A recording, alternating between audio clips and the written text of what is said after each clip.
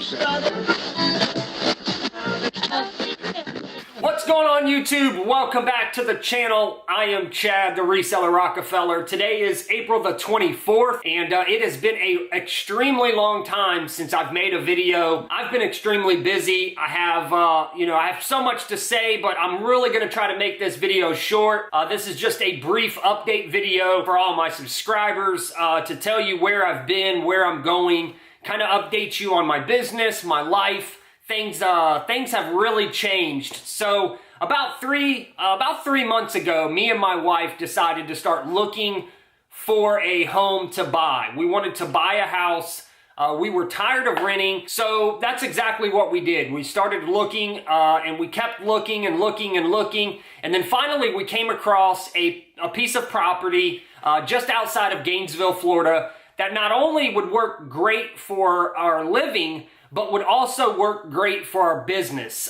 Seeing that I had a warehouse on the other side of town, it was an extra bill that I had to pay each month. It also caused me to have to drive to and from work every day.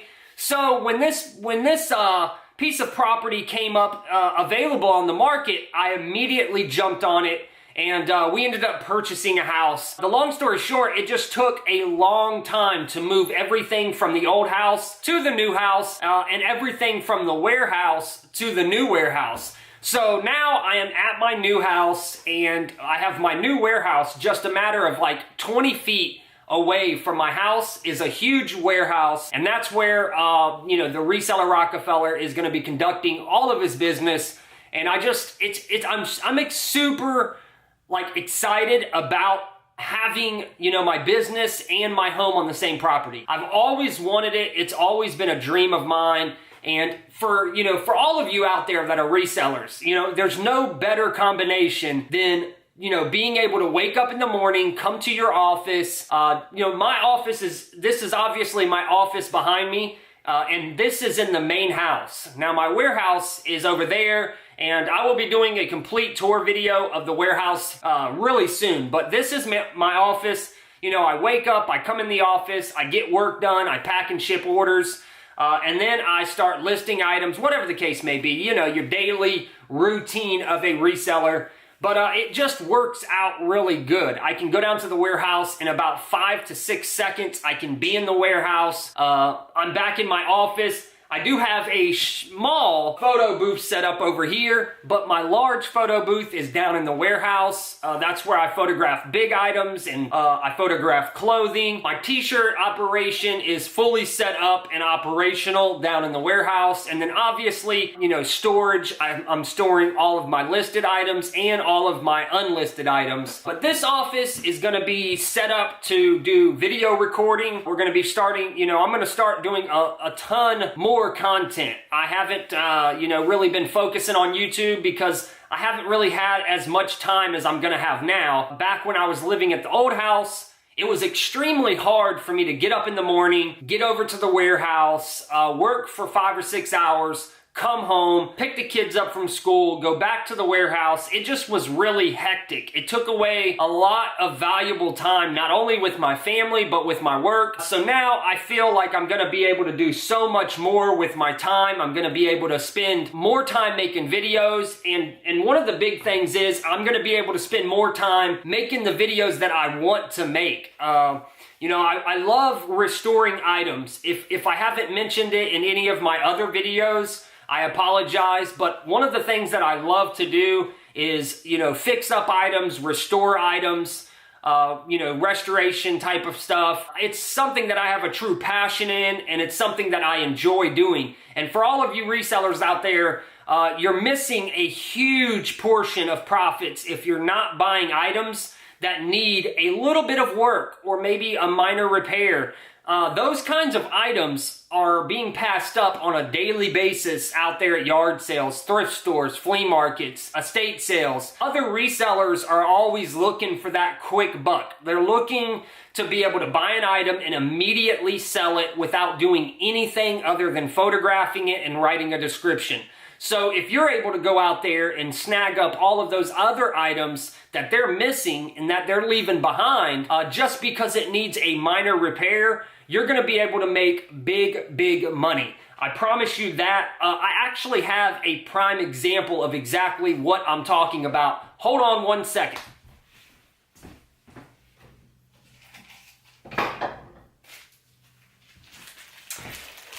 Okay, so this is a prime example of exactly what I'm trying to explain to you. I purchased this watch. I'm going to try to get the camera to focus in on it. I purchased this watch at, actually no, this was from a friend of mine who, you know, I buy stuff from all the time.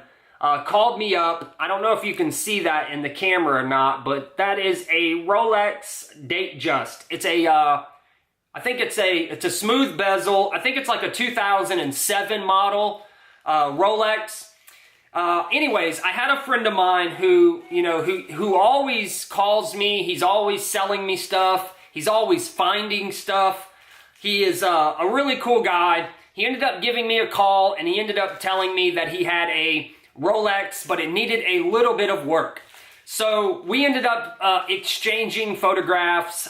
Most of the time, when I get phone calls for a Rolex, about 90% of the time, it's a replica and it's not real. So anyways, once I figured out that it was real, I planned a meeting. We met. I looked at the watch, and he told me what he wanted for it. It was a fair deal. I ended up buying the watch for $250.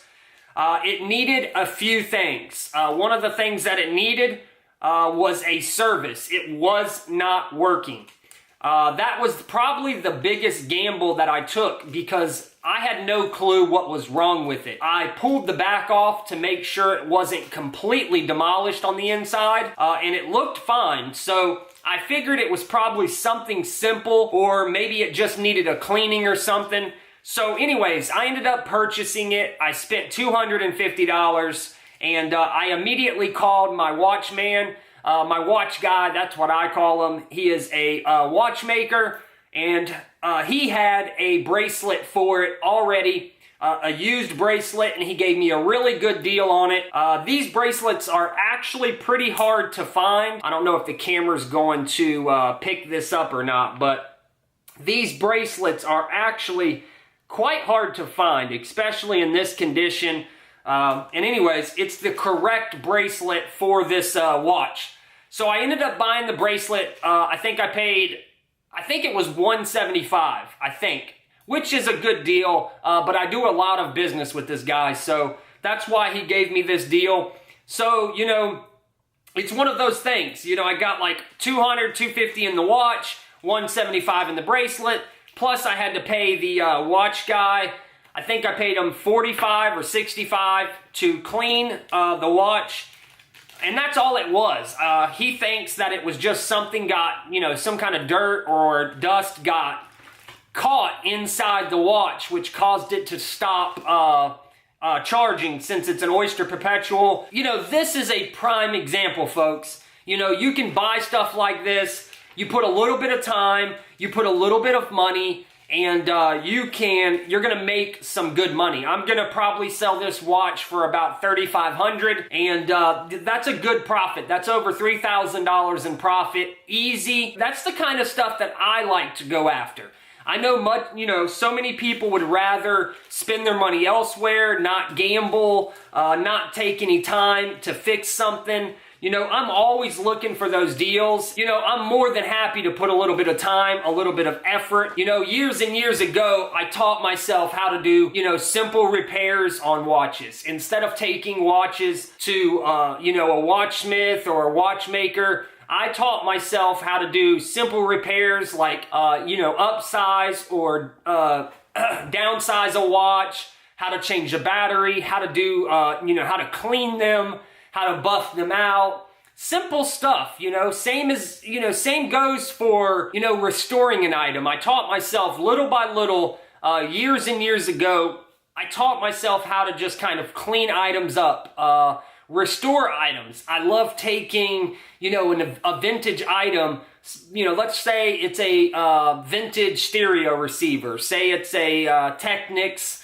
whatever. We'll just say it's a Technic stereo receiver, a vintage one. Say it has a bunch of nicks and dings and scratches on it. Most resellers would just buy it and then sell it for whatever they can get for it in that condition, but not realizing that if you were to put a little bit of time and a little bit of effort into cleaning it up and repainting it and giving it like a refurbished look, then you would be able to get 4 or 5 times more your money on that item. And that's my whole point is most resellers are not doing that. There's so many resellers out there that just don't think that way. And it's a sad thing because there's so much money left on the table. And it doesn't matter to me. I'm not saying that you have to be that way to make it. I'm not saying that that's the only way to buy and sell things. I'm just saying that's the way that I do it. It seems to really work because I'm constantly finding deals like this. And to tell you the truth, the gentleman that sold me the watch told me he talked to 3 other resellers before calling me, and each of them didn't want to mess with it because they said it needed too much work. That's my point. 3 resellers passed on buying this watch. Anyways, I rambled on there for a minute. This was supposed to be a short update video. There's going to be more videos to come. I really appreciate all my subscribers sticking around. There will be more content coming, a bunch of great content. So watch out for some videos. Other than that, folks, I really appreciate it. Thanks for stopping by. Thanks for watching. Peace.